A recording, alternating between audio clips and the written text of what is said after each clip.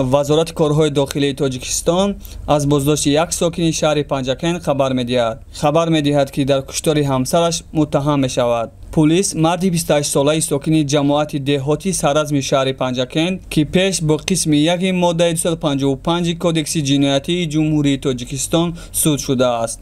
бо гумони содир намудани ҷинояти одамкушӣ дастгир шудааст. Хабар медиҳад матбуоти вазорати корҳои дохила. ба иттилои манбаъ боздоштшуда дар хонаи истиқоматиаш бинобар сабаби рашк бо ҳамсараш ҷавонзани 22-солаи сокини ҳамон ҷо муноқиша карда, бо истифода аз рӯймоли занона гулӯи занро буғӣ карда ба ҳалокат расонидааст. ҳодиса 3 рӯз қабл 3 сентябри соли ҷорӣ тахминан соати 18:00 рух додааст.